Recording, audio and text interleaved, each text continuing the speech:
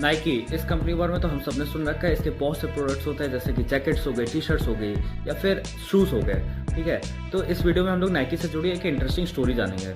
तो जो नाइकी है ये दो कंपनीज को ओन करती है। जो पहली है ये रजिस्टर्ड है नीदरलैंड्स में। ये करती क्या है, जैसे शूज़ हो गए तो ये उनको प्रोडक्शन करेगी, फिर उनको सेल करेगी, फिर अपने एम्प्लॉयज़ को सैलरी देगी।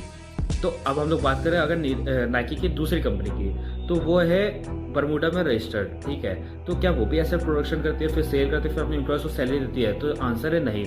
मजे की बात मैं बता दूं कि बरमूडा वाली कंपनी में 0 एम्प्लॉयज़ है। 0 मतलब 0।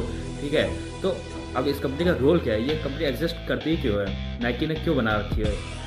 तो होता ये है कि जो हम लोग नाइकी का लोगो देखते हैं, जैसे हम लोगों ने कोई शू खरीदा, टी शर्ट खरीदी, तो उसमें लोगो बना रहता है, आपकी स्क्रीन में दिखा रहा होगा। ठीक है, तो होता ये है कि जो इसकी ओनरशिप है, जो इस लोगो की ओनरशिप है, ये किसके पास है? ये बरमूडा वाली कंपनी के पास है। नीदरलैंड वाली नहीं, बरमूडा वाली कंपनी के पास है उस लोगो की ओनरशिप। तो होता क्या है कि जो ये नीदरलैंड वाली कंपनी है, जब भी आपने कोई भी शूज़ जैसे आपको बेच रही है, तो उसकी रॉयल्टी फीस उनको पे करनी पड़ती है बरमूडा वाली कंपनी को। अब हम लोग इसको एक छोटे से एग्जाम्पल समझते हैं। आपने एक शू खरीदा नाइकी से।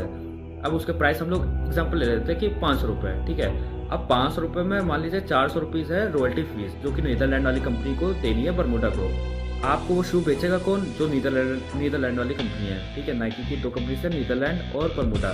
तो आपको वो शूज़ बेचती है नीदरलैंड वाली कंपनी। अब जब आप लोग वो शू के लिए पैसे पेमेंट करते हैं, ठीक है, तो फिर आपने दिए 500 रुपये, उसमें से 100 रुपये वो अपने पास रखती है। ठीक है, एंड 400 रुपये वो रॉयल्टी फीस दे देती है बरमूडा वाली को।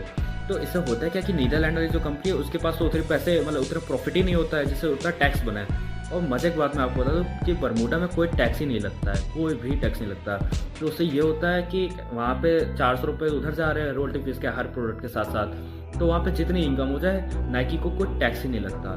तो आपको अगर ये स्ट्रेटेजी समझ में आई हो तो आपको क्या लगता है कि एक स्मार्ट माइंड है कि एक स्कैम माइंड है टैक्स बचाने के लिए? कमेंट करिएगा। एंड अगर आपको ये वीडियो पसंद आई, ये स्टोरी समझ में आई हो, तो वीडियो को लाइक करिएगा, अपने दोस्तों को शेयर करिएगा एंड इस चैनल को सब्सक्राइब करिएगा ऐसे और इंटरेस्टिंग वीडियोज़ के लिए।